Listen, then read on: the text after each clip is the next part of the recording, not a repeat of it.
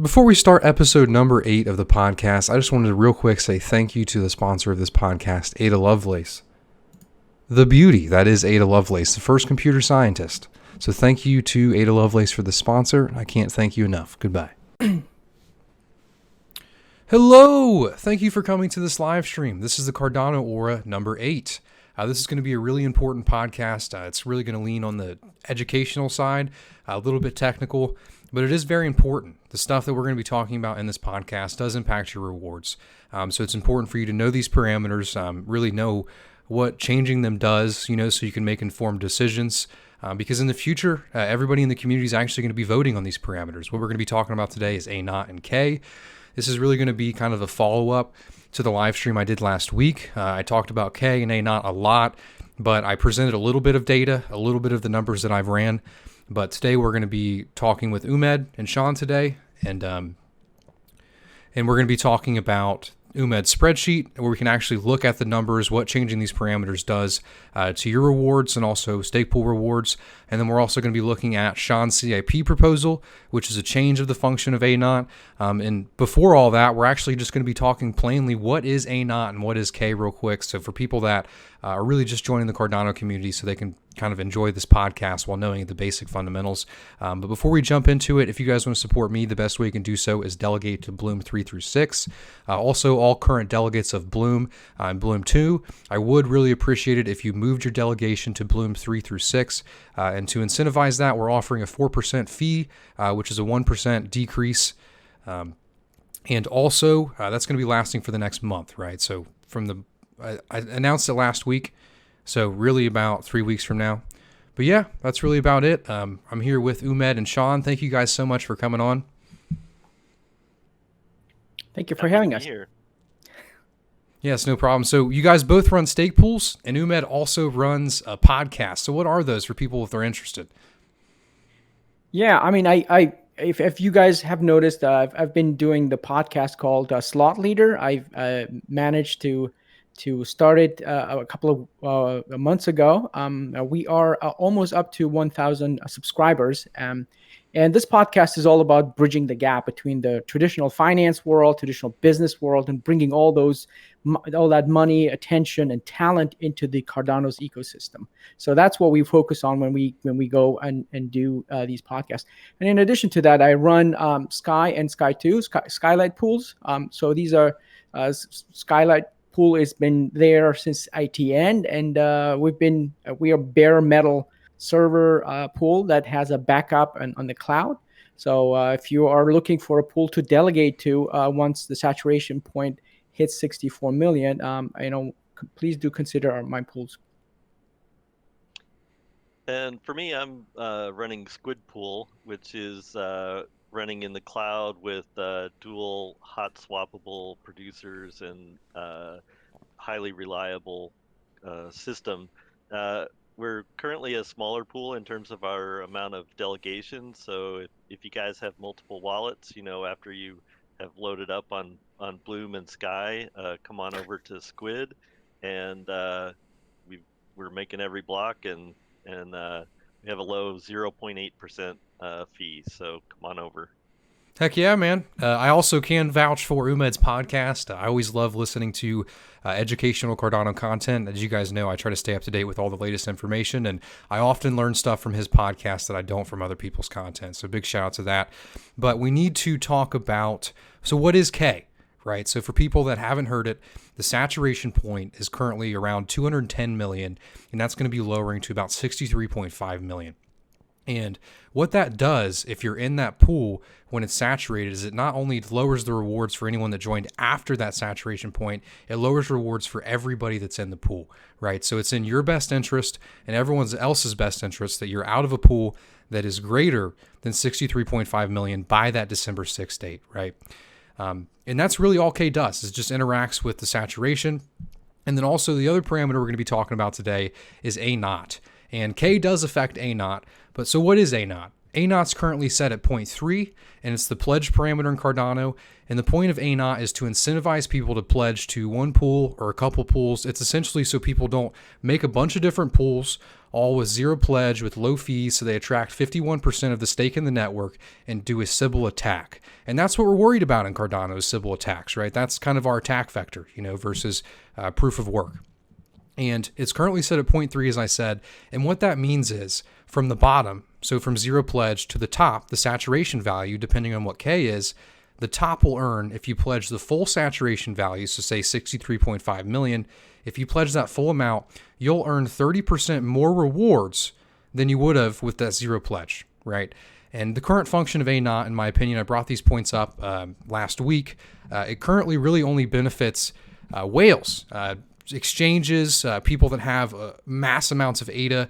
Well, it really doesn't add any competition between community pools, people that are pledging, say, 100,000 to 500,000 to $1 million. It doesn't add competition between them because most of the rewards go to the people at the top. And that's what we're going to be talking about today. We're going to start off with UMED. We're going to look at a spreadsheet. We're going to look at the current effects of what the A naught parameter actually means for delegates and for pools. Then following that, we're going to be looking at Shawn's CIP proposal for actually changing the function of A naught. So we can go ahead and pull up that proposal, UMED. Or not the proposal, but the spreadsheet. And this is also UMED spreadsheet.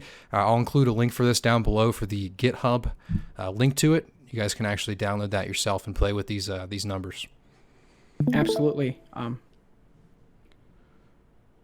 Thank you, Peyton.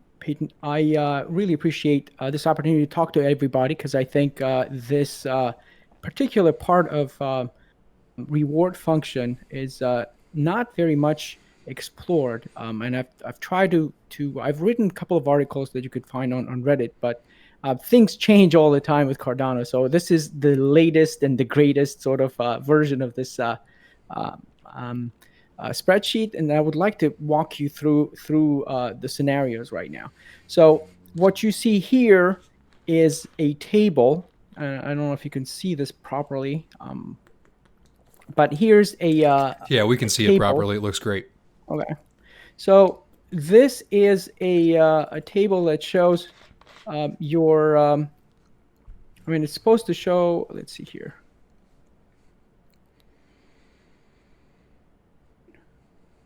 Yeah, it's supposed to show the. Are we going to talk about the pool rewards?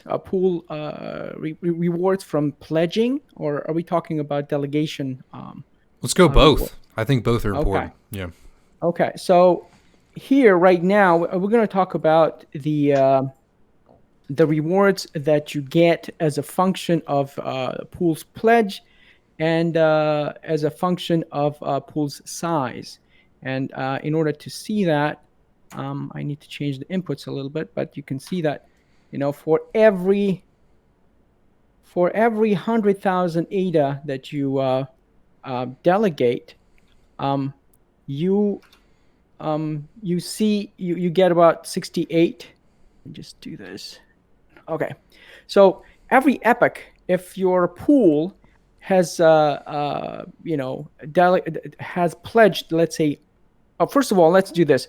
On the upper on the rows here, we have the amount of pledge. So this is something that your pool delegates and pledges. And on the column here, we have the pool size. So if you have, for instance, pledged 100,000 ADA, your size automatically becomes 100,000 because that's the minimum you have in that pool. And then as you gain delegators, you have more sort of stake. So, and this over here is the effect of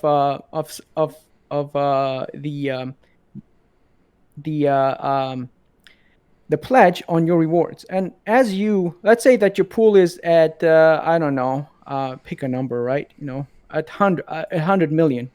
If you're delegating to a pool that is giving you, is zero pledge, you get 68 ADA per 100,000 ADA delegated. And that's basically assumes that you are, let me just see here. So the reason, if you look at the top there, you see 0.00. Is that because of that minimum cost per epoch? Is that why the rewards start to increase? So the rewards start to increase because of the fact that you are distributing that fixed cost over a larger and larger amount Okay, that's what I thought. Yeah. of delegators, right? So it's like a kind of a leverage for you. But what's interesting is how the rewards increase as a function of a pledge, and you can see that they do increase from 0 to 100,000 pledge by 0.1 ADA, and then they increase if you go to 500 to by 0.5 ADA, 0.05 ADA, and as you can see here, the rate of increase is pretty slow, and I can show it to you on a graph really quickly here. Oops. So this is the level of increase, and that's you can see that it's kind of looks exponential, and that's because the data points here I've chosen are quite extreme, and they go from 500 to 8 million or something. That's why. But you can see that it's not very steep, and that's because of A0. Now A0 modulates the steepness of the curve in the reward function. The higher the A0, the more steep that curve is, which means that the less rewards you will get for pledges that are lower, and more rewards you will get for pledges that are higher. So if you're at K at 150, sort of the major part of the juices got kind of flow into the very high pledge pools at the expense of very low pledge pools. And if the distribution of pledges in the system is in the lower end, which it is, and I can show it to you in a chart. Here's the distribution of pledges. So I've done an analysis of all the pools at the epoch to 224. Pool Tool kindly provided this data for me. So I basically took all the pools that we have, actually 895 of them.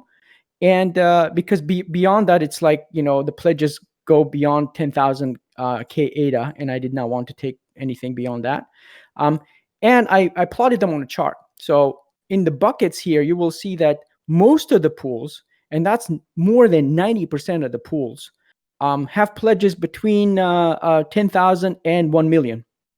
And then there are 39 pools here that have more than 1 million, between 1 million and 2 million.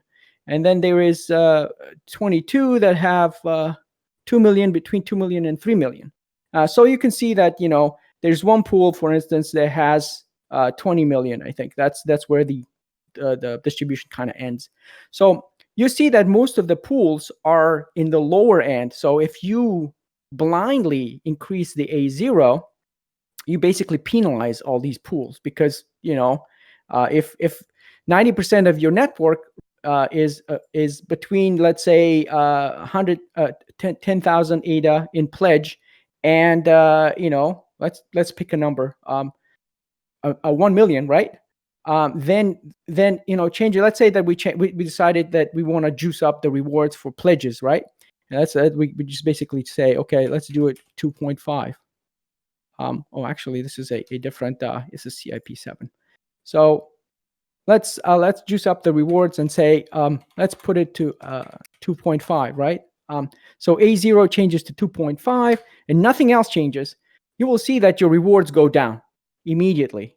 If you're with a pool that is pledged 2.5 million, you, instead of getting 68, you will be getting 25 ADA per epoch. So this is ADA per epoch right here, right? Yeah. Can we look at that 0.3 for 1 second? I just want to point something out. Yep. So the reason why we would want to change A0, right? Because everyone can obviously see that there's an issue here, right? As he just displayed, the majority of the pools are below the pools that actually receive benefit rewards, right? So there's really no incentive to actually pledge more to your pool in that 1 to, or that even that 0 to 10 million range, right? And it's pretty hard to get 10 million ADA. So if we look at right here between, I'll hover over it with my mouse. So you have 0 pledge right here, and we'll say pool size is 100 million, like he said. You earn 0.01 more ADA for 100,000, and then from 0 to a million, you earn 0.1 ADA for a million pledge, right? And you guys have to see the opportunity cost that there is for actually having that million ADA locked up, right? But as we talked about earlier, locking up ADA for the pledge is our protection against Sybil attacks in the network, right? So if you don't have this proper incentive for operators to pledge a million ADA, 500,000 ADA, 100,000 ADA to their pool, then they won't do it, right? Incentives matter. Incentives are what drive human behavior, right? So that's why we're taking a look at this, but you can continue, UMED. I just kind of wanted to point that out real quick. Yes. So, Peyton, I would say that this right here is what the delegators get, and what you are looking for, the answer to your question of how much a stake pool operator will get by pledging more. I have that chart too. That will give you the idea. And yeah, but to me, this is as important too, right? Because yes, pool ops earn more money for more delegates, right? So if you have more incentives for your delegates, then you're going to get more delegates, right? So both charts are kind of very important, you know. Exactly. So you actually raise a really good question here too. But you will see that if we increase, for instance, right? So what it does when you increase the A0 to, let's say, from 0.3 to 2.5, right? So what it does is that it increases the steepness of the curve. And I would like to point your attention to this over here. So this is ROS difference between a 500K pledge versus 0 pledge, or versus a 500K versus 10K pledge. Now, when we are at 0.3, the pool that has pledged 500K versus a pool that has pledged 0K earns basically around, let's see here, it's not a ROS difference actually. So let me just fix this and I'll show you.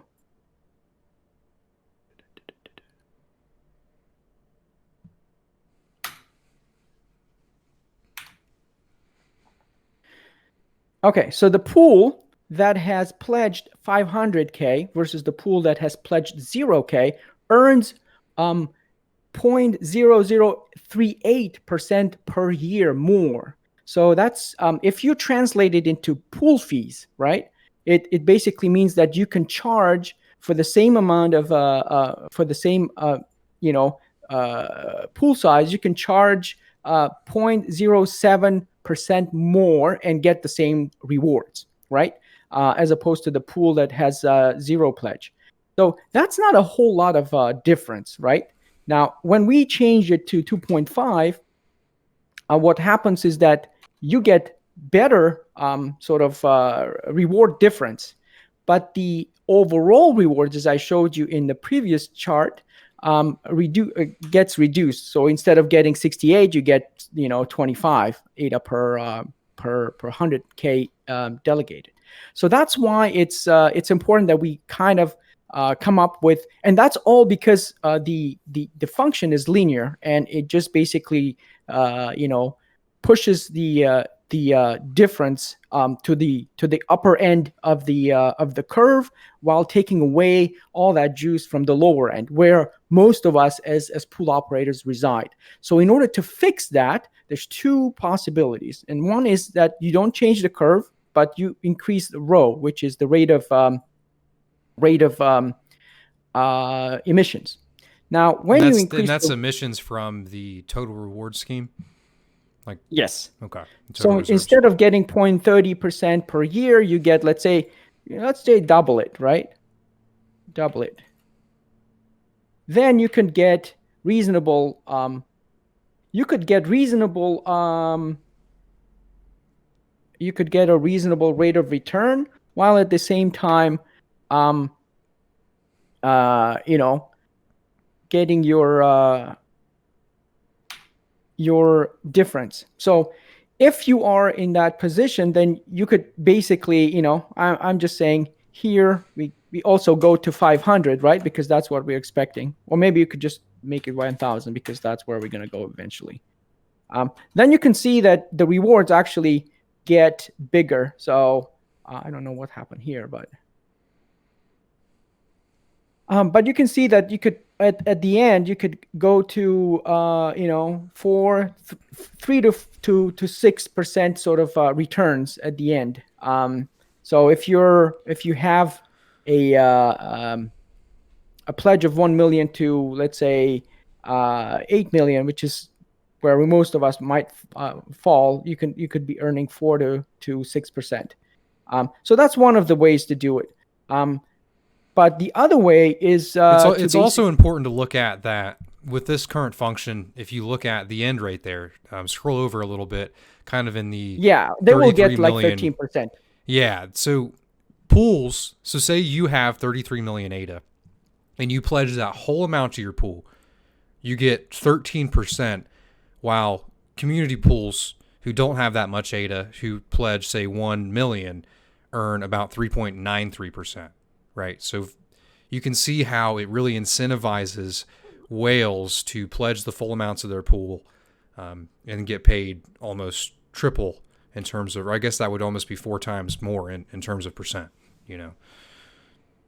Something else too, if you increase row, my understanding, there's side effects to all these parameter changes, is that's going to shorten the runway for Cardano to be having the ADA being distributed as rewards from the reserve rather than from transactions. So it means that we would have to ramp up assume that the network will ramp up fast enough to bring in enough transaction fees. Yeah, on the transaction side. Yeah.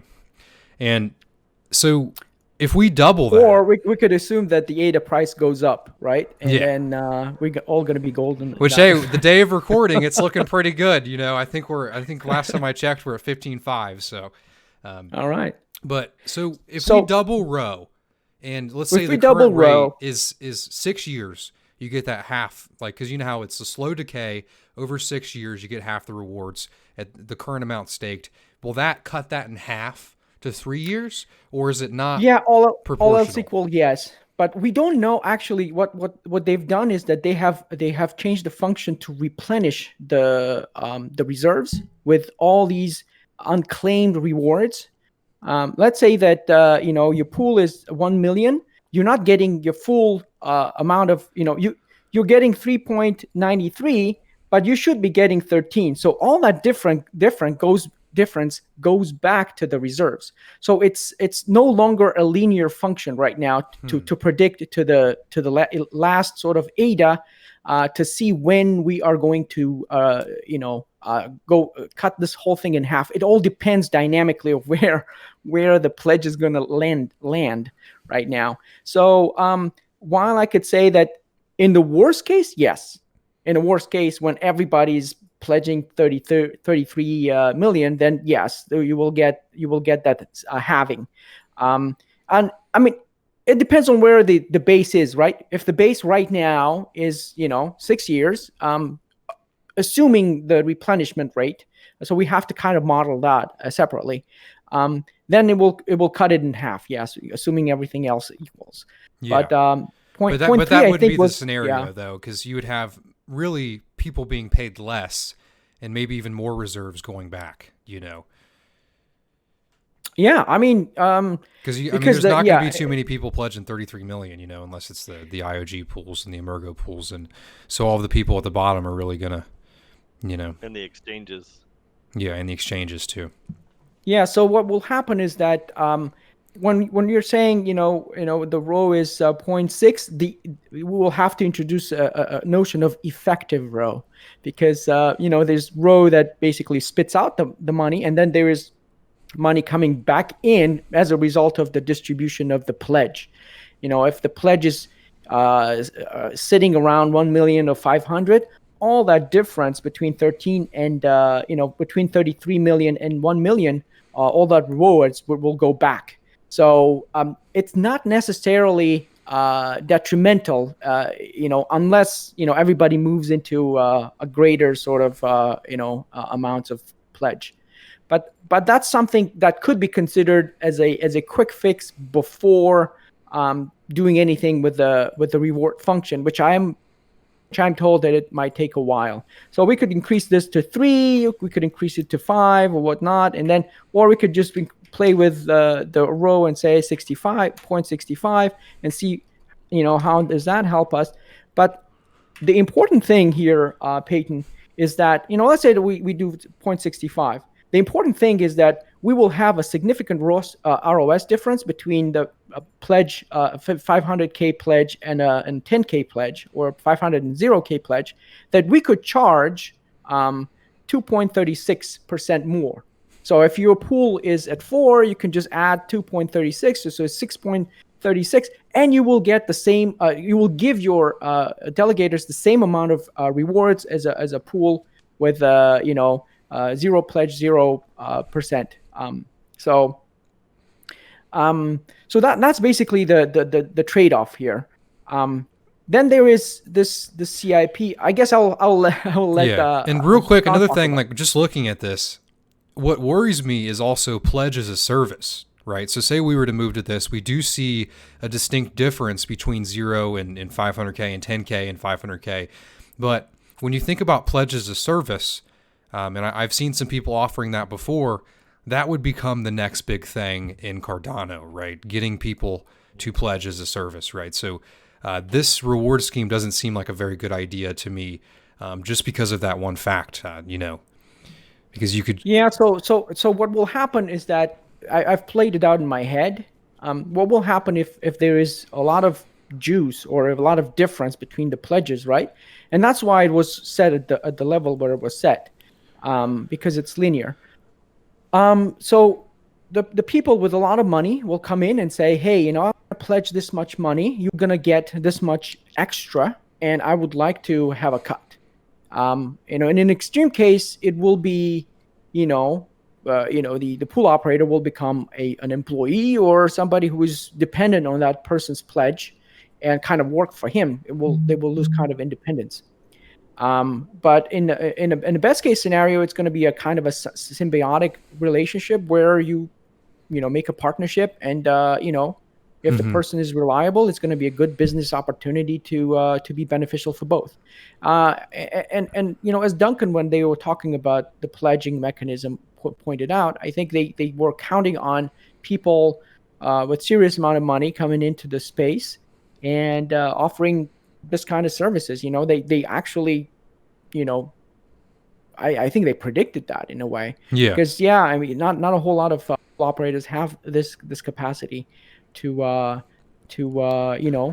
and it's not really those symbiotic relationships that worry me. It's kind of the non-symbiotic, right? Because I don't think that would be bad at all. To have a symbiotic relationship between the pledger and then the pool operator. But it's the non that bother me. What were you going to say, Shawn? Right. Yeah. Sorry, I was thinking this pledging as a service where there's not as much trust required. It's not so much a symbiotic relationship. It's a pay for pledge. And I think that is a real issue because it removes the difference between pledge and delegation. Because the point is to have the operators have their money in their pool so that you can trust the operator. And I think one of the ways to solve this is that if pledge only came from a single wallet, then in order for someone to participate in the pledging, they would literally have to give the operator their money. And that creates a very high level of trust. Mm-hmm. And so you're not going to get this pledging as a service problem.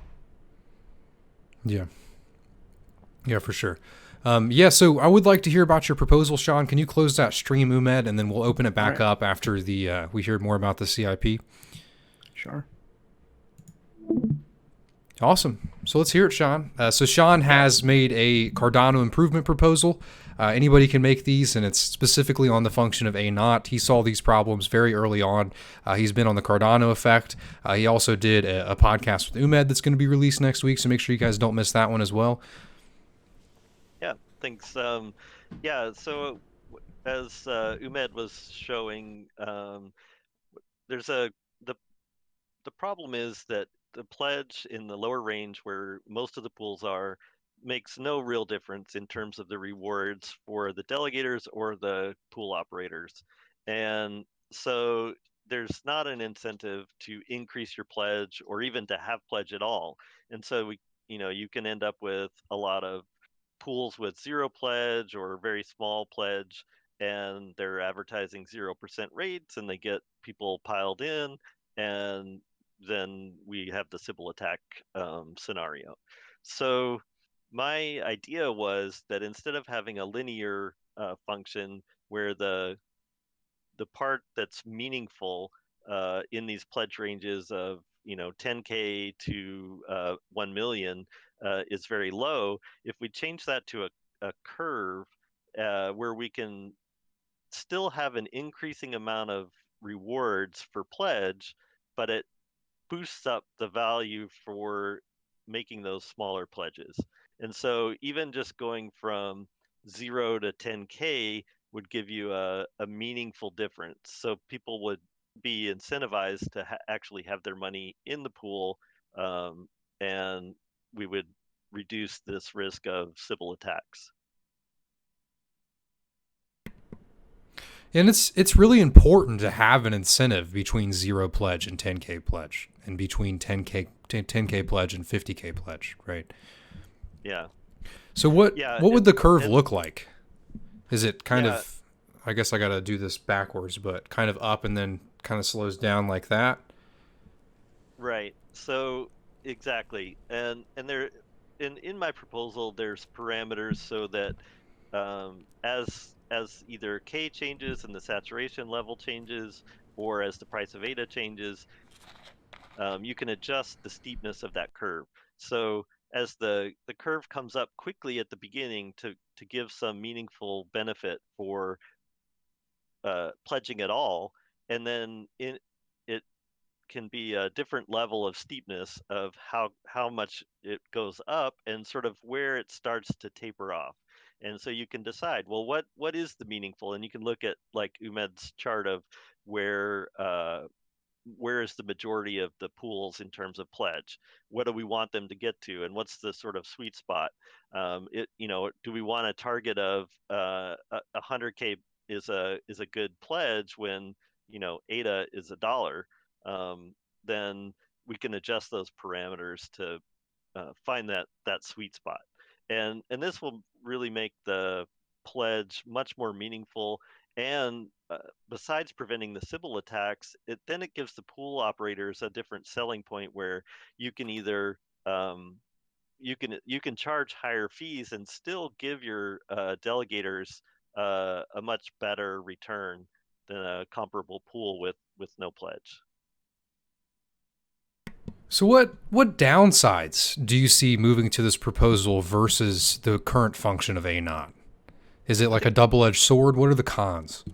Yeah, I think one of the cons that was brought up is the idea of making sure that those whales who, and especially with the exchanges coming in later, that we don't want them to be incentivized to make a lot of pools with the sweet spot of pledge.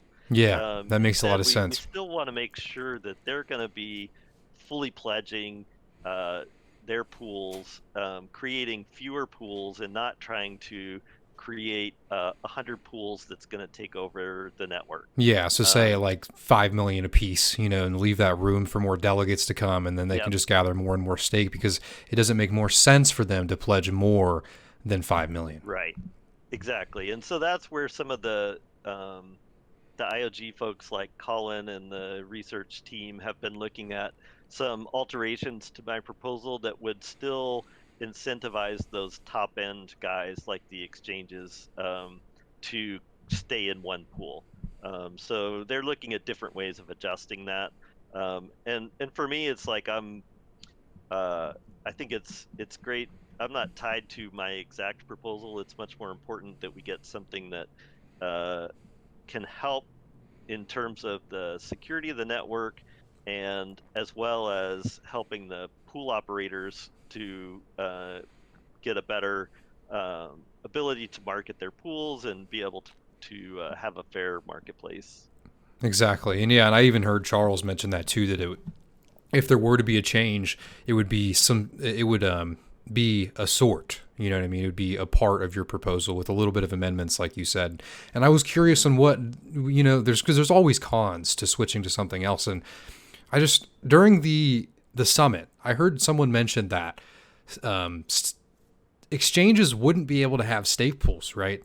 And that would solve that problem. If exchanges couldn't have stake pools, if exchanges couldn't stake, but I think we're already past that point, unfortunately. Yeah.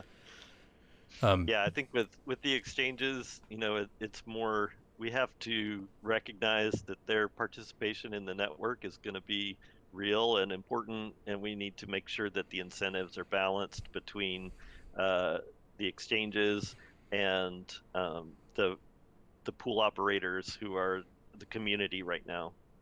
Yeah. What were you going to say, UMED? I saw your mic go green a little bit there. Oh no, no, I have the Shawn's curve actually modeled, and I can show you the graphs if you guys want. Yeah, awesome. Unless there's more things to discuss, but it's a great proposal. I really like the way that Shawn has approached the curve modification, because it just introduces a couple of variables. But if you change those variables to 1, for instance, it becomes the old curve. So it's like, we don't like this, for instance, right? You can just, make it go back to the original version. It's awesome. Perfect. Yeah, go ahead and pull that up and I'll full screen it.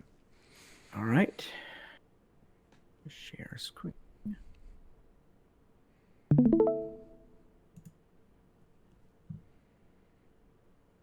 Okay, so this is basically Shawn's CIP7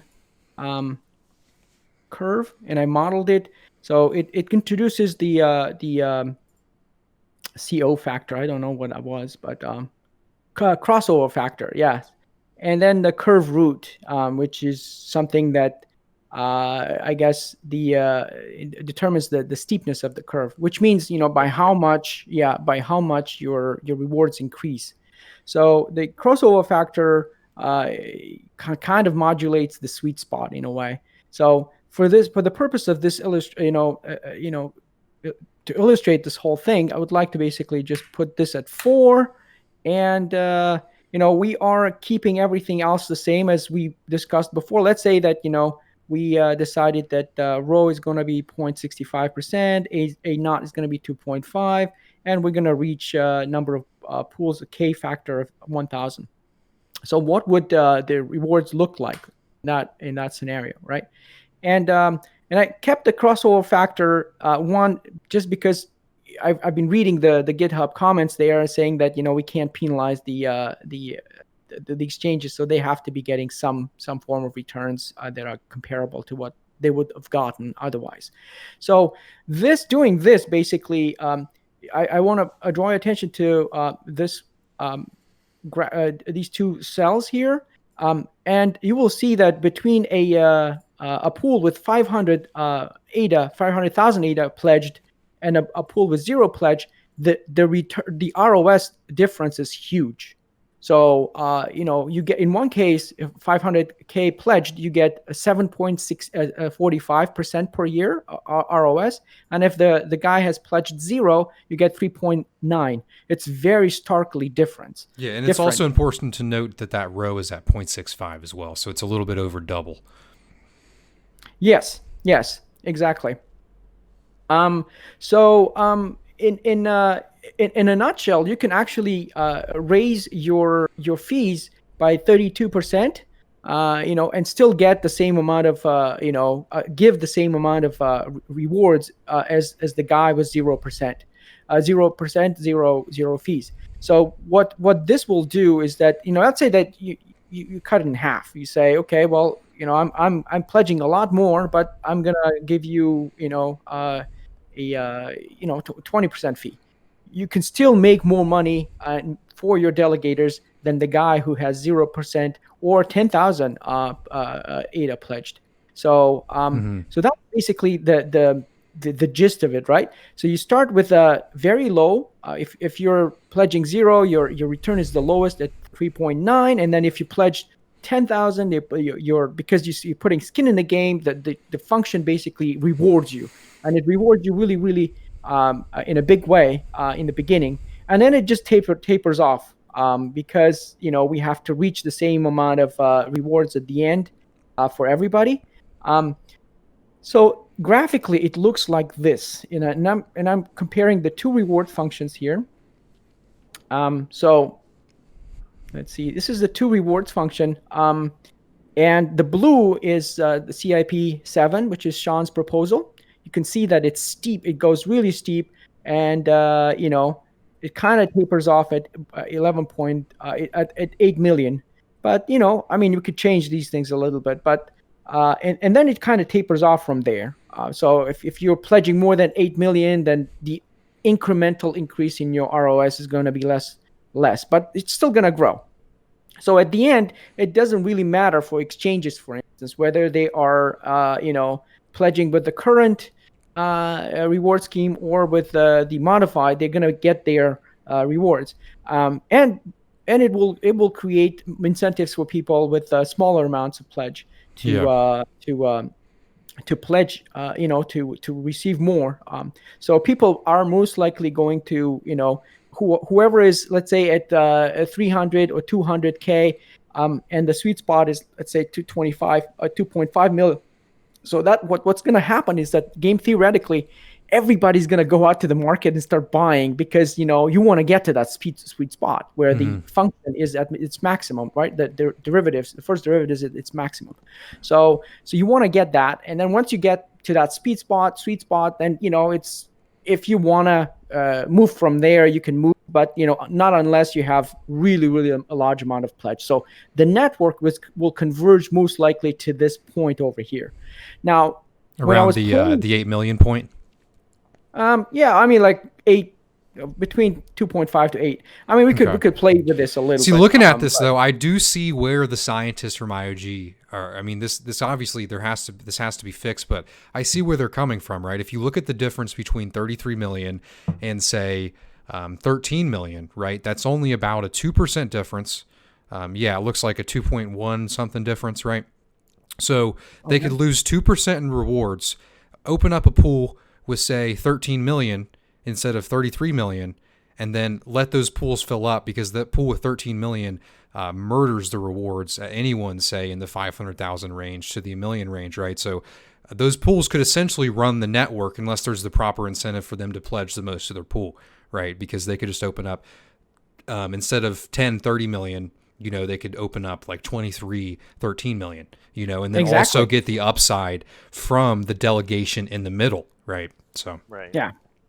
Yeah, so that's one of the reasons that I think there's also been the proposal to make it kind of like an S curve, where you're actually ramping up at the very end of the line to incentivize those guys to fully pledge.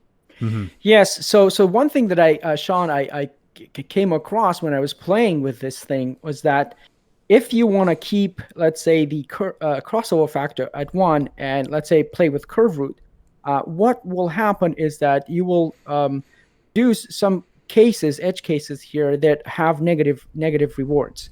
So let's say that's because there's not enough rewards. So I think we need to change this curve in order to go, let's say it goes up like this, and then there will be some point where it will cross down and then goes below the rate of current curve, and then converges back. So it's going to be a point between the maximum sort of returns for pools, and then the saturation point where any pool is going to get less rewards than with current function.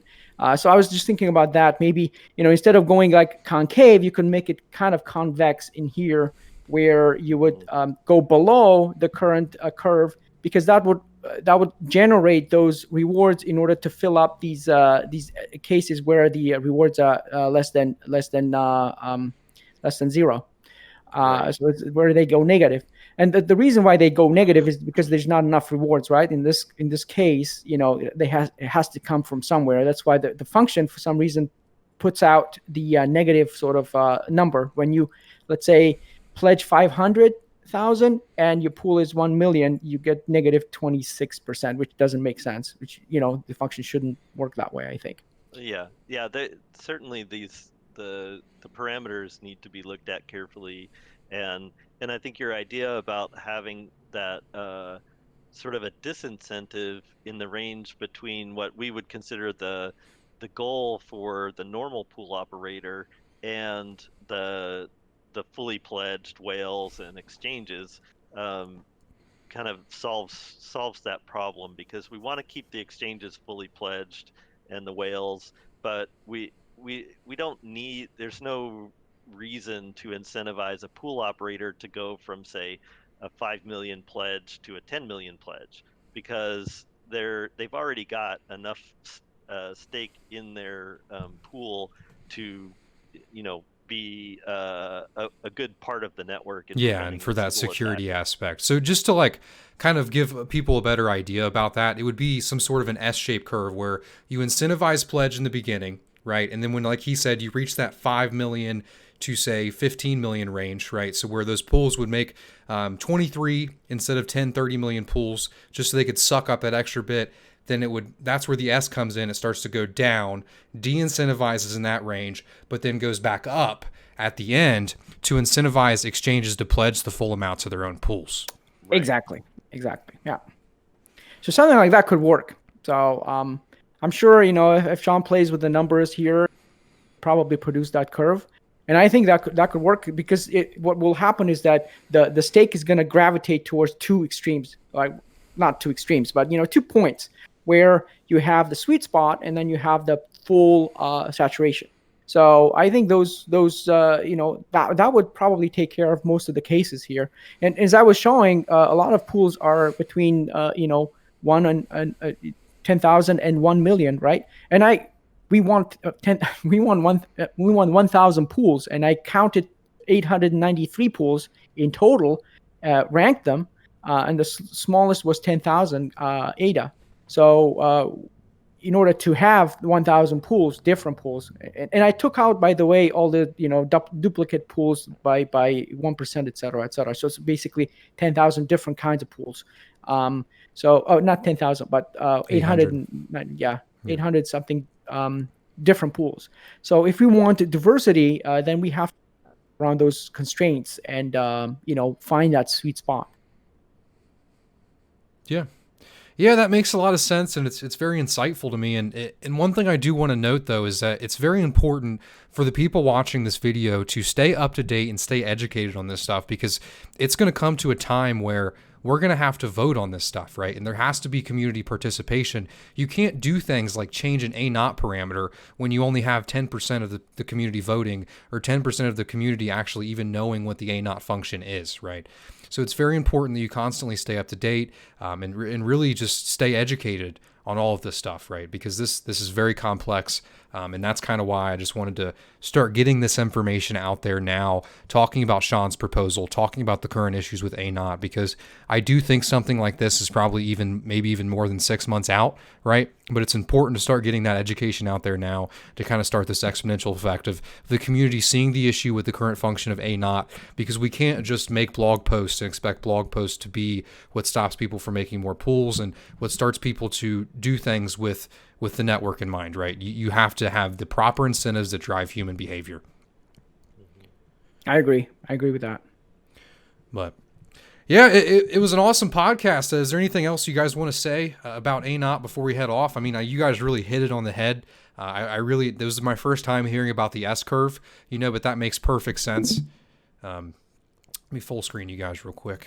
There we go.